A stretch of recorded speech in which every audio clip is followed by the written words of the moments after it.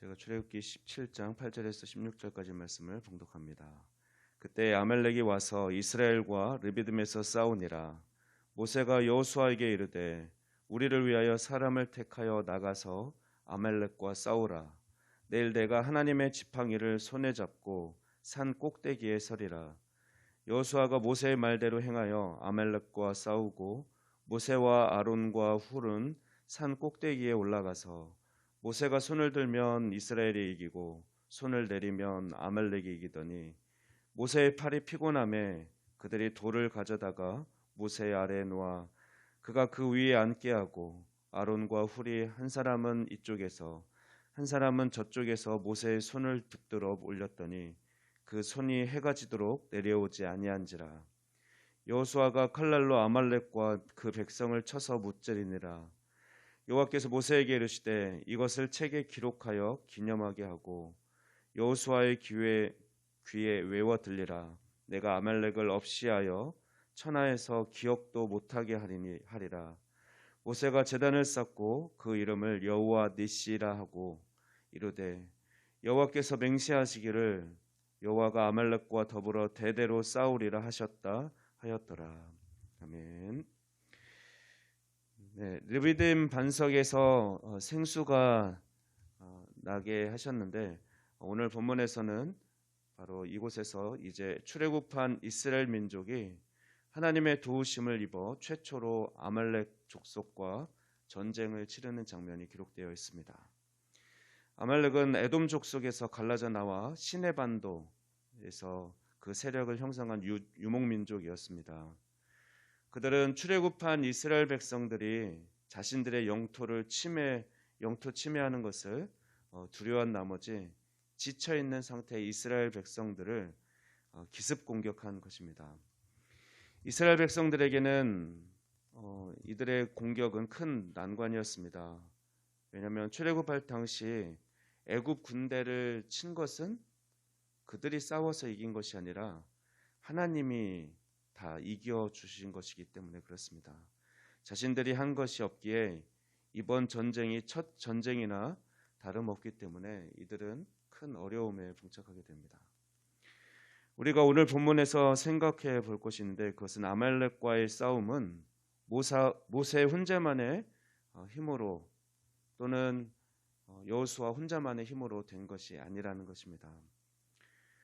모세가 하나님의 지팡이를 들고 산에 올라가서 기도를 해서 승리하게 되었지만 그것 역시 모세 혼자서 만약에 혼자 올라가서 기도했다면 어땠을까요? 아마 힘에 부친 모세는 중간에 포기할 수밖에 없었을 것입니다. 그러나 모세에게는 아론과 훌이 함께 했습니다.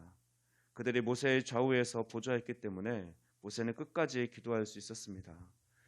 뿐만 아니라 이스라엘의 전쟁의 승리는 모세의 기도로 말미암은 또한 여호와의 하나님의 능력을 최전방에서 실전에서 임한 바로 여호수아와 백성들이 있었기 때문에 가능한 승리였습니다. 이처럼 이스라엘 백성의 승리는 하나님께서 승리하게 하셨고 또 그 일에 모두가 참여한 전쟁이었습니다. 아말렉과의 전쟁을 영화로 촬영한다면 가장 클로즈업에서 잡을 부분이 바로 오늘 본문 9절에서 13절 말씀에서 모세의 손입니다. 이것은 이스라엘 백성들이 마음속에 간직해 두어야 할 두 가지 사실이 있기 때문에 이 부분을 클로즈업해서 가깝게 모세의 손을 잘 잡아야 됩니다. 그 두 가지 사실은 첫 번째로 하나님께서는 모세를 이스라엘 백성의 인도자로 선택하셨다라는 사실을 그의 손을 클로즈업하면서 확인시켜 줄 수 있습니다. 이것은 11절 말씀에 모세가 손을 들면 이스라엘이 이기고라는 말씀을 보면 바로 모세가 이스라엘을 대표하는 자임을, 그래서 그가 기도하고 있느냐 그렇지 않느냐에 따라서 이스라엘의 승패가 좌우가 되는 그 대표성을 지닌 인물로 하나님께서는 부각시켜주고 있습니다. 또한 두 번째로 하나님께서는 모세를 통해 하나님의 구원 사역을 이루어 가신다라는 사실을 바로 그 모세의 손을 클로즈업하면서 보여주고 있습니다. 9절 말씀 보면 모세가 하나님의 지팡이를 손에 잡고라는 표현을 우리는 주목해 봐야 할 겁니다. 모세의 지팡이가 아니라 하나님의 지팡이입니다. 하나님께서 능력을 주신 하나님의 능력이 함께하는 그 지팡이를 가지고 모세는 산에 올라가 기도를 했습니다. 또한 12절 말씀 보면 모세의 팔이 피곤함에라는 표현이 있습니다.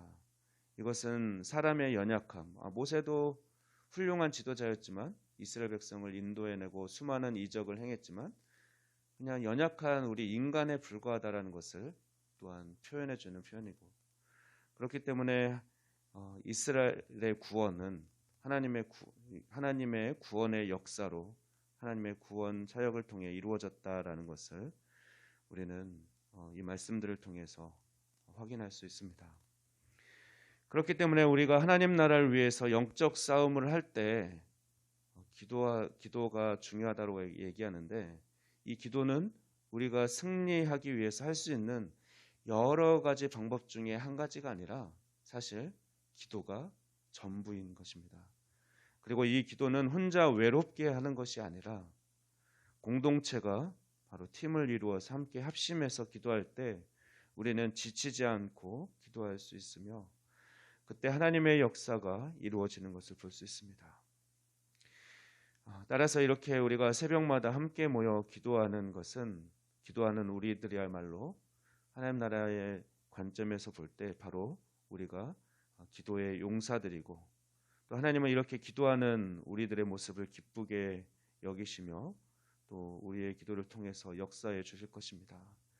그러므로 우리가 피곤하더라도 우리의 사명이 기도의 용사임을 잊지 말고 오늘도 항상 깨어서 기도하며 살아가는 저와 여러분이 되기를 소망합니다. 기도하겠습니다. 승리의 이름이 되시며 우리가 승리의 깃발을 들게 하시는 하나님을 찬양합니다.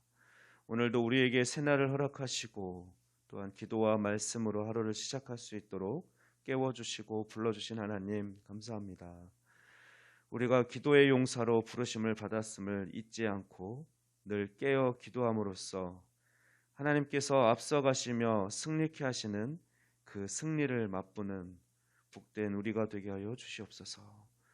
오늘도 우리와 동행하시며 우리에게 승리를 경험시켜 주실 하나님을 기대합니다.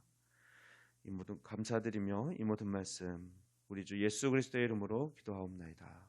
아멘.